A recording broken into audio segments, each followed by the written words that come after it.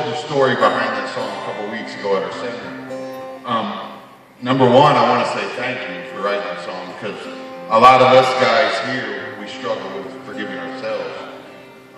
So I want to say thank you. And the other question I had is, do you still have a relationship with that woman? And I kind of just wanted to know that. That's a great question, Matthew. Show me how to love the unlovable. Show me how to reach the unreachable. Help me now to do the impossible. Forgiveness.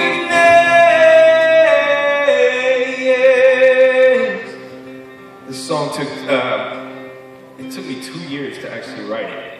Mostly because every time I tried to write a song encouraging people to forgive someone who wrongs them, I felt like a hypocrite. And I don't like to write songs that make me feel like a hypocrite. And I have a hard time forgiving the person who cuts me off in traffic. The woman who inspired it was a single mom whose daughter was killed in a drunk driving accident. The young man who committed the crime was Eric Smallridge. He was a 24-year-old college graduate with a bright future ahead of him, and actually a really good young man who made a horrible mistake one night. He was sentenced to 22 years in prison for the crime he committed. And this mom, of all people, she heard me talking about how there's power in her story, so she wrote to me, and she shared how God led her out of the darkest place of her life, where she didn't want to live anymore if her daughter wasn't in this world. But she knew she had to go on somehow. God just led her to do the impossible, which was to reach out to that young man. She said, I realized he was behind bars, but I was the one who felt like a prisoner. And I had to reach out and forgive him, just as Jesus has forgiven me. And that one act of forgiveness caused a ripple effect that's still being felt to this day. That young man, Eric, for starters, hit his knees with a chaplain in prison and asked Jesus into his heart. And then after 11 years of his prison sentence, Renee stood in front of a judge and asked the judge to have mercy on him. And that judge agreed to allow him to get out of prison early so that the two of them could begin traveling. And to this day, they travel around the world and they give speeches about drunk driving. They go to NFL locker rooms, prisons, colleges, high schools, you name it. But they also share about the power of forgiveness. And one of the neatest moments of my life was standing in a maximum security prison in Florida where Eric was once incarcerated. Eric, to my right, shared his story. Renee, to my left, shared her story. And I stood there in the middle singing these words. It'll clear the bitterness away, can even set a prisoner free. There is no end to what its power can do. So let it go and be amazed by what you can see through eyes of grace. The prisoner that really frees is you.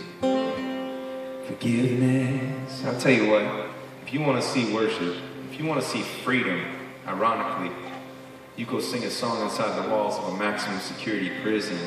Watch those inmates raising their hands, singing and giving thanks to the God who's forgiven them, even while they're paying their debt to society. And that song will always be near and dear to my heart. She came out to my show the other night. I keep in touch with Eric and send text messages with him every now and then. But it's just a powerful glimpse of just as Renee stood in front of a judge and asked the judge to have mercy on Eric, a convicted criminal. How many of you are thankful that somebody has stood in front of a judge on our behalf to have mercy on us, and his name was Jesus? And that's how we can sing with freedom tonight, amen? Isn't that powerful? I'm going to leave you all with this, and we're going to say a prayer, and then we're going to open the doors, and this place is about to be packed. Thanks to y'all for making this a sold-out show in my home city of Chicago, Illinois. I'm so proud of it. Now I'm just a beggar in the presence of a king. I wish I could bring so much more. But if it's true that you use broken things, then here I am, Lord, I'm all yours. Oh,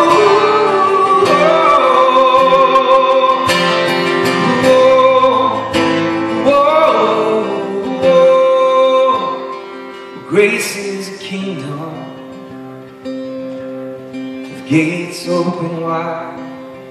And there's a seat at the table just waiting for you. So come on inside. Listen, that's my hope for each one of y'all tonight. And every single person that's about to walk in here, that you'll know beyond the shadow of a doubt, and maybe finally start to believe it for some of you, maybe for the first time, that there really is a seat at the table with your name on it, right? I see seats right up here that say reserved. And that is true for each one of us as far as God's concerned. No matter where you've been, no matter what you've done, no matter how many broken things are in your story, how many of you are thankful that God's in the business of using the broken things of our lives if we'll go all in for Him? Amen?